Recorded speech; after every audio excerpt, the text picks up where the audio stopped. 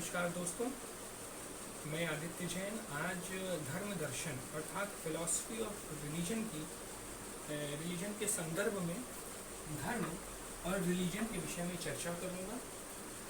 मूलतः हम रिलीजन और धर्म को एक ही समझ लेते हैं और रिलीजन का जो हिंदी में अनुवाद है उसे धर्म करते हैं, जो कि गलत है। रिलीजन के अनुवाद को हम मजहब के रूप में देख सकते हैं। दोस्तों, मैक्स मूलर जो जर्मनी के एक महान विद्वान हुए हैं, उनका कहना है कि संपूर्ण जो मानवता का इतिहास है वो रिलीजन का इतिहास है, वो धर्म का इतिहास है। यदि हमें मानवता के इतिहास को समझना है तो हमें धर्म को जानना पड़ेगा, रिलीजन को जानना पड़ेगा। वहीं एक दूसरे दार्शनिक है किंसले डेविस, वो यह कहते हैं कि यदि मानव समाज को समझना है तो हमें रिलीजन को समझना पड़ेगा। मानव समाज को पूरी तरीके से हम बिना रिलीजन को समझे नहीं समझ सकते हैं। जैसे उदाहरण लेते हैं कि एक शिशु का जन्म होता है तो वह घर में लाया जाता है और फिर उसके भारतीय संदर्भ में उसके संस्कार किए जाते हैं। जन्म के समय संस्कार होता है, फिर नामकरण संस्कार होता है, आदि आदि, और फिर जब वो मृत्यु को प्राप्त करता है तो अंतिम संस्कार किया जाता है। अंतिम संस्कार के अंतर्गत भी कुछ धार्मिक क्रियाकलापों को किया जाता है। अर्थात मानव जन्म से लेकर मृत्यु तक वो एक रिलीजन के घेरे में रहता है।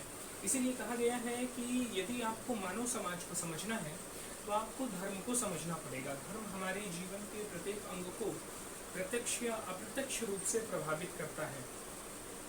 वहीं आगे चलते हैं, जब कार्ल मार्क्स आते हैं तो कार्ल मार्क्स कहते हैं कि जो धर्म है, जो रिलीजन है, वो गरीबों का अफीम है। और जो हमारे मनोवैज्ञानिक है सिगमंड फ्रायड, वो तो रिलीजन को एक मनोव्याधि भी बता देते हैं। आगे चल के अन्य कई विचारक आते हैं जो धर्म को कल्पना कहते हैं। वो कहते हैं रिलीजन जो है वो मनुष्य के द्वारा बनाई गई एक कल्पना मात्र है, और कुछ जो है वो रिलीजन को वास्तविक कहते हैं और उसमें वास्तविकता का पुट मानते हैं। दोस्तों, हम यहाँ जो अध्ययन करने जा रहे हैं ये दर्शन शास्त्र के परिप्रेक्ष्य में करने जा रहे हैं।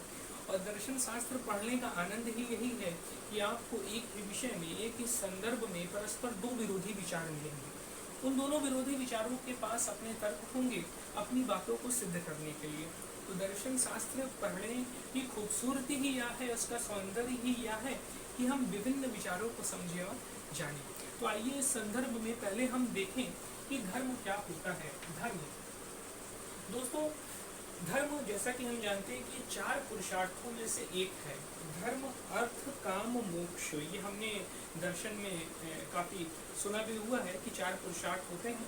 तो चार पुरुषार्थों में से एक है धर्म। आप समझ रहे हैं? धर्म, यहाँ पे धर्म का आशय क्या है?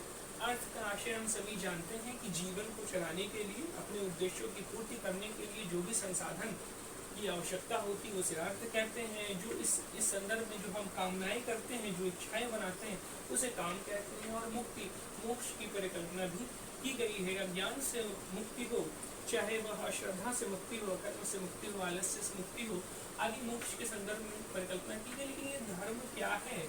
तो ये धर्म वह तत्व है जो अर्थ और काम, यदि धर्म पूर्वक अर्थ का आचरण किया जाए, धर्म पूर्वक काम का आचरण किया जाए, तभी हमें मोक्ष मिलेगा। तो इसलिए धर्म क्या है? चार पुरुषार्थों में से एक है। लेकिन रिलीजन के संदर्भ में ऐसी बात नहीं आती, रिलीजन के संदर्भ में पुरुषार्थ की बात नहीं आती। दूसरा, मनु द्वारा धर्म के 10 लक्षण बताए गए हैं।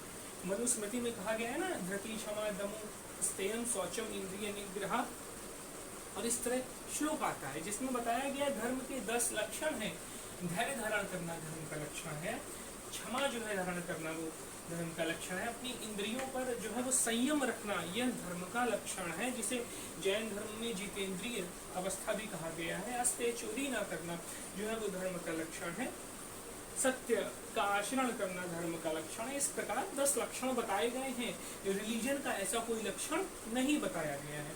तीसरा, हम गीता में हमें चौथे अध्याय में 7वां और 8वां श्लोक मिलता है। यदा यदा हि धर्मस्य ग्लानिर्भवति भारत अभ्युत्थानम् अधर्मस्य तदात्मानं सृजाम्यहं परित्राणाय साधूनां विनाशाय च दुष्कृतां धर्म संस्थापनार्थाय संभवामि युगे युगे।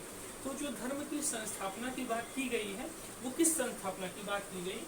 तो गीता में जो धर्म का आशय आया है, यहाँ पे न्याय से आशय आया है। यदा यदा हि धर्मस्य ग्लानिर्भवति भारत हमें धर्म संस्थापना का है। धर्म की स्थापना के लिए जो है वो अवतारी पुरुष जो है वो जन्म लेते रहते हैं। तो गीता में धर्म को बताया गया है न्याय के संदर्भ में या मूल्यों के संदर्भ में।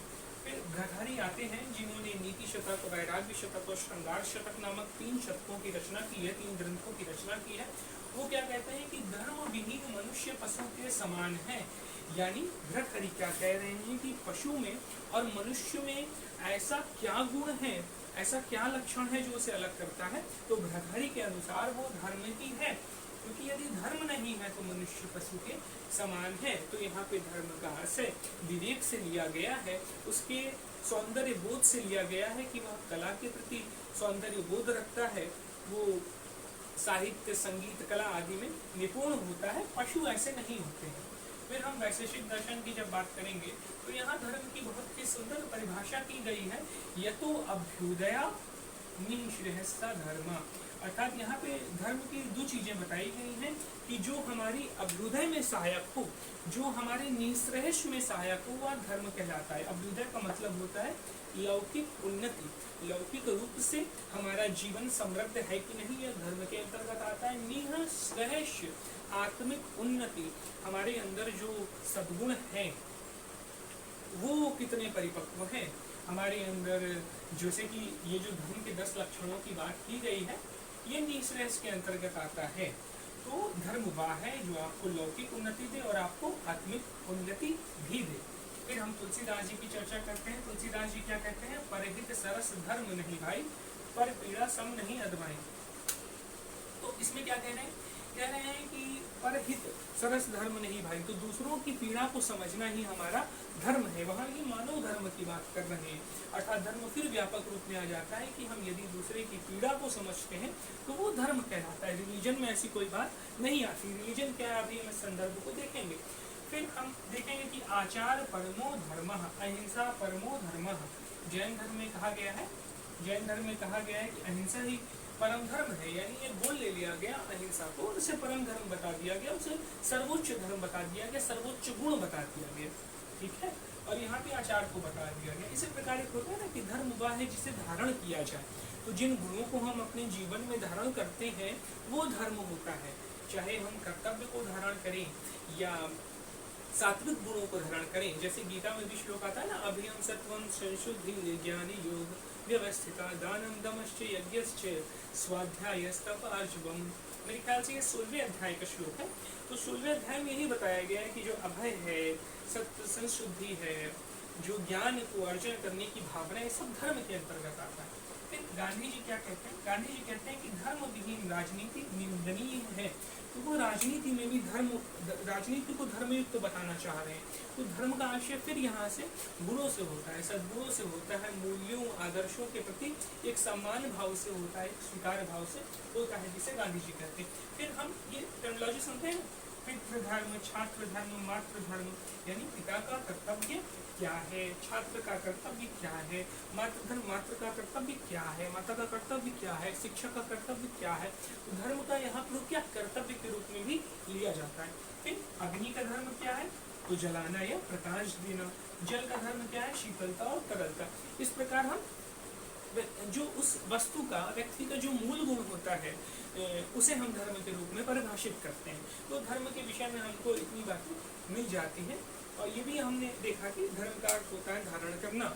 और महाभारत में भी आता है कि जो व्यक्ति को समाज के गुणों को धारण करे उसे हम धर्म कहते हैं। अब आइए हम लोग रिलीजन के बारे में देखते हैं कि भाई रिलीजन का आशय क्या है। तो रिलीजन के भाषा में बड़ी लंबी चर्चा विद्वानों ने की है। यदि मोटा मोटा इसका व्युत्पत्ति मूलक अर्थ देखें तो यह रिलीगियर से निकला हुआ है। इसका अर्थ होता है टू बाइंड, यानी बांधना।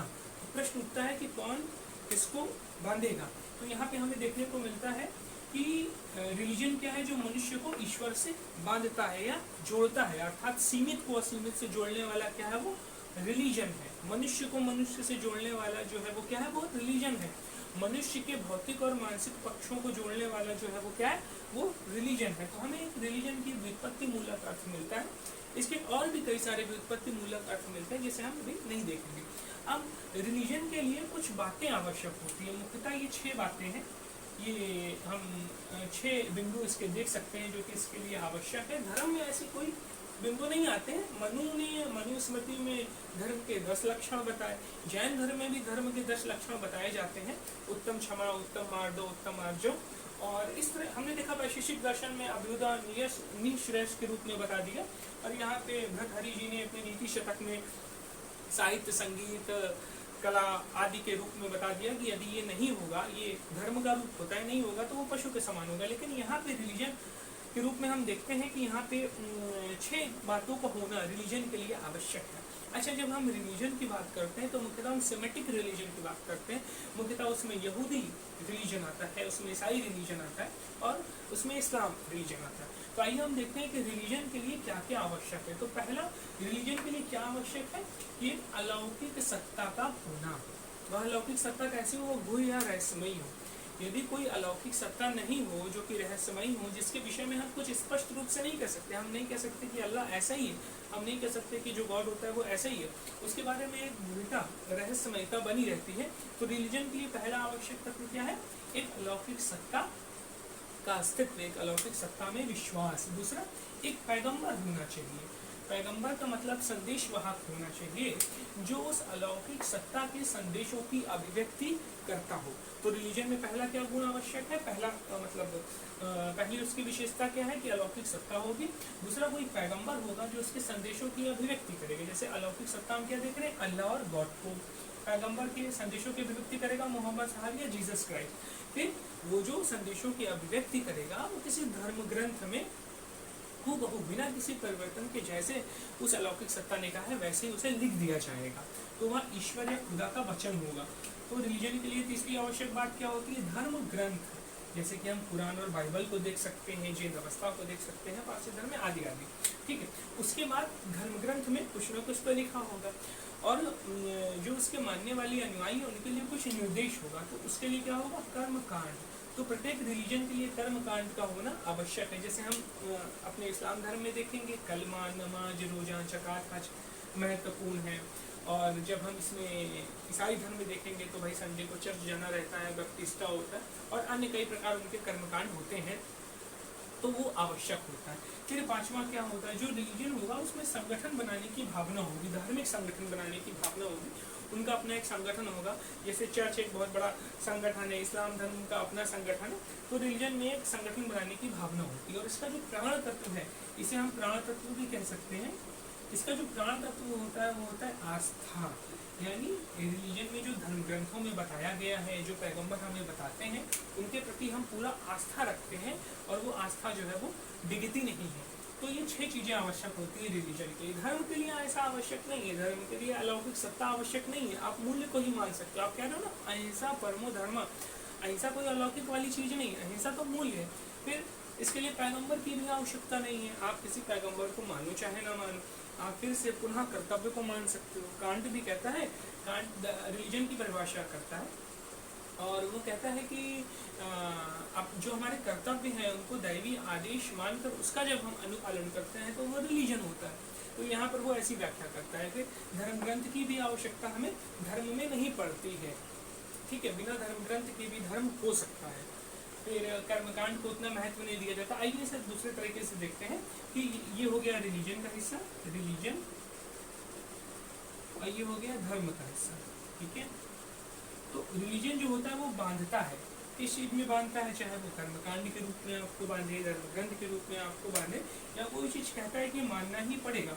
जबकि धर्म आपको स्वतंत्रता देता है, यहाँ पे आत्म संयम की, आत्मानुशासन की बात आती है। दूसरा, ये कठोर होता है, आप इसके धर्म ग्रंथ में कोई परिवर्तन नहीं कर सकते हैं, परिवर्तन करेंगे तो फिर समस्या आ जाएगी। तो इसके धर्म ग्रंथों में, कुरान या बाइबल में कोई परिवर्तन आप नहीं कर सकते हैं, लेकिन धर्म में परिवर्तन हो सकता है, नम्रता इसमें होती है, और इसमें परिवर्तन किया जा सकता है, इसके मूल्य बदले जा सकते हैं। फिर ये देखिए, ये अपरिवर्तनीय होता है, ऐसे बदला नहीं जा सकता है, जो जैसे था वो वैसे ही रहेगा। लेकिन जो धर्म है वो देश काल परिस्थिति के अनुसार स्वतः विकसित होता रहता है। फिर आप आ जाइए, इसमें पैगंबर आवश्यक होते हैं, इसमें पैगंबर आवश्यक नहीं होते हैं। फिर इसमें अलौकिक सत्ता में विश्वास आवश्यक है, लेकिन इसमें अलौकिक सत्ता में विश्वास आवश्यक नहीं है, क्योंकि धर्म तो एक जीवन पद्धति है। पीवी खाड़े कहते हैं, पीवी खाड़े एक बहुत ही महान हमारे दार्शनिक हुए, उन्होंने धर्मशास्त्र के इतिहास के कई सारे वैल्यूज लिखे हुए हैं। उन्होंने बताया है कि जो हमारा धर्म है ये जीवन पद्धति है। अब चाहे आचार्य बलदेव उपाध्याय जी हो या डॉक्टर सर्वपल्ली राधाकृष्णन जी हो, ये भी कहते हैं कि जो रिलीजन है वो मजहब होता है और धर्म जो होता है वो एक व्यापक संकल्पना होती है। फिर इसमें जैसे कि हम देखें कि रिलीजन में कर्मकांड आवश्यक है, इसमें आवश्यक नहीं है। अब देखिए धर्म के हमें दो रूप मिलते हैं। पहला रूप क्या मिलता है? पहला रूप आंतरिक मिलता है। आंतरिक क्या मिलता है? जैसे कि हमने कहा ना, धरती क्षमा दमोस्ते, इससे क्या होगा? इससे आत्मशुद्धि होगी, इंटरनल प्यूरिफिकेशन होगा। और जब इंटरनल प्यूरिफिकेशन होगा तो फिर हम सदाचरण करेंगे। तो धर्म में दो चीजें हमने देखा कि आत्मशुद्धि और सदाचरण। इस प्रकार हम देखें तो मोटा मोटा धर्म और रिलीजन में अंतर होता है, जो मैंने आपको इसके माध्यम से बताने का प्रयास किया। इसके अलावा यदि आपको कोई क्वेश्चन हो तो आप कमेंट में पूछ सकते हैं। धन्यवाद।